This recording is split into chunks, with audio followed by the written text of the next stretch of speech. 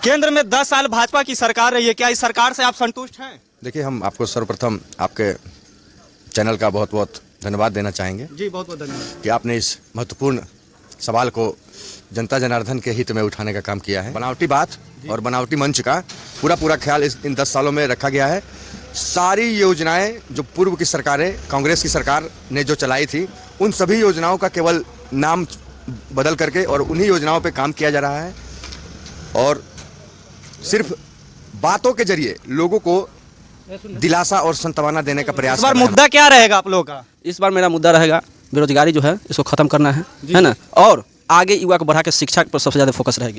जय हिंद साथियों, आज हम लोग आ चुके हैं वैशाली प्रखंड के अबुल हसनपुर पंचायत में और हम लोग जानेंगे यहाँ जनता का क्या है राय। क्या नाम हुआ आपका? गोपालपुर चौक पर आ चुके हैं हम लोग। अभय चौधरी। अभय चौधरी जी कहाँ के रहने वाले हैं? वैशाली प्रखंड में मतैया पंचायत के निवासी हैं। जी। केंद्र में 10 साल भाजपा की सरकार रही है, क्या इस सरकार से आप संतुष्ट हैं? देखिए, हम आपको सर्वप्रथम आपके चैनल का बहुत बहुत धन्यवाद देना चाहेंगे जी, बहुत बहुत धन्यवाद कि आपने इस महत्वपूर्ण सवाल को जनता जनार्दन के हित में उठाने का काम किया है। अभय चौधरी, हम लोग 10 साल के अंदर सारी बनावटी बातें और बनावटी मंच का पूरा ख्याल रखा गया है। बनावटी बात और बनावटी मंच का पूरा ख्याल इन 10 सालों में रखा गया है। सारी योजनाएं जो पूर्व की सरकारें, कांग्रेस की सरकार ने जो चलाई थी, उन सभी योजनाओं का केवल नाम बदल करके और उन्हीं योजनाओं पे काम किया जा रहा है और सिर्फ बातों के जरिए लोगों को दिलासा और संतवाना देने का प्रयास कर रहे हैं हमारे। अच्छा, ये 2 करोड़ नौकरी का वादा किए थे प्रधानमंत्री मोदी जी, क्या ये पूरा हुआ है? वो तो आप बताएंगे और आदरणीय हमारे जनता जनार्दन से पूछ लीजिए। जी, क्या नाम हुआ आपका? मेरा नाम डॉक्टर अशोक कुमार हुआ। अशोक कुमार जी कहाँ के रहने वाले हैं? गोपालपुर के।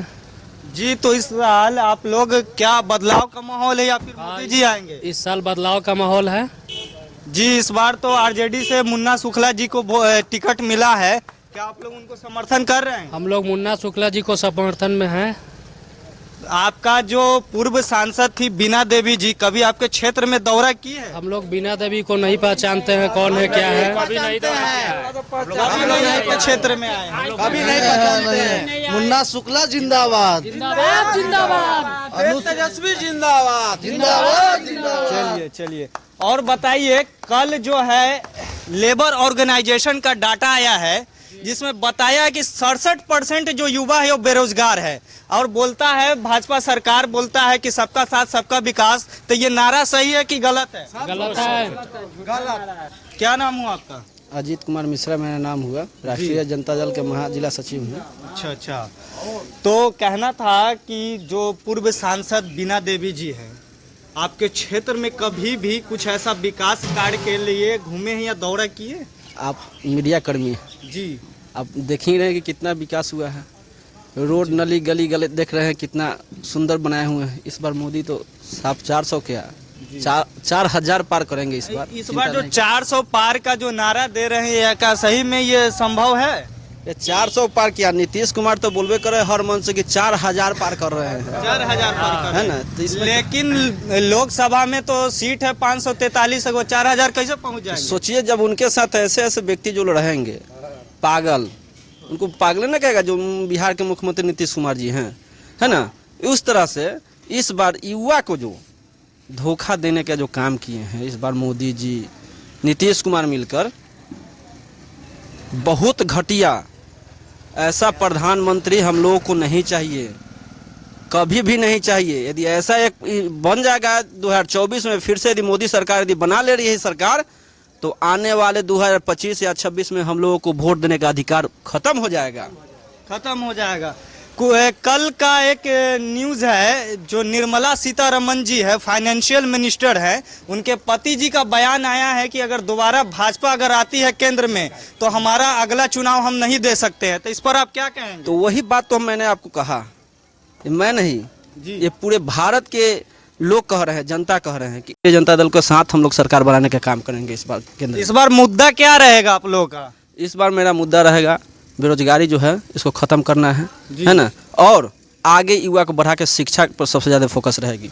अच्छा बताइए, बोलता है सबका साथ सबका विकास, यूपीएससी का पेपर कभी लीक नहीं होता था, तो बोलते हैं कि शिक्षा पर हम बहुत काम किए हैं, यूपीएससी का पेपर लीक हो गया इस सरकार में, इसको आप कैसे देखते हैं? जो चोर पीछे के दरवाजे से जब आती है ना, तब ही शिक्षा की अस्तित्व और ख़त्म हो जाता है। क्यों नहीं तेजस्वी की सरकार में यह शिक्षा के पेपर लीक हुआ था? होना चाहिए ना यहाँ भी पेपर लीक। तेजस्वी जी, हम लोगों को जब रोजगार और शिक्षा पर हम लोग जब चर्चा करते हैं तो हम लोगों को जो जितने भी शिक्षा बहाली जो हुआ है राष्ट्रीय जनता दल के ही सरकार में हुआ है। जी, लेकिन के कहना ये है कि वो तो कहते हैं कि वो बहुत बड़े भ्रष्टाचार है, चारा घोटाला और मतलब कि ईडीआई सीबीआई उनके पीछे पड़ा हुआ है, तो ये सब बात सही है या गलत है? तो क्यों नहीं जाके अमित शाह के बेटा को पकड़ रहे हैं जो बीसीसीआई के अध्यक्ष बने हुए हैं? बताइए, उतने कम उम्र में वो अभी बीसीसीआई के अध्यक्ष बने हुए, क्यों? उनके पास जनधन है और क्या है, पैसा है, सत्ता है, इसी के काबिज पर वो है ऊपर बैठे हुए हैं। ये सब घमंड इस बार चकनाचूर हो जाएंगे और फिर से हम लोग महागठबंधन एक होकर इस बार केंद्र में सरकार कांग्रेस की बनाएंगे।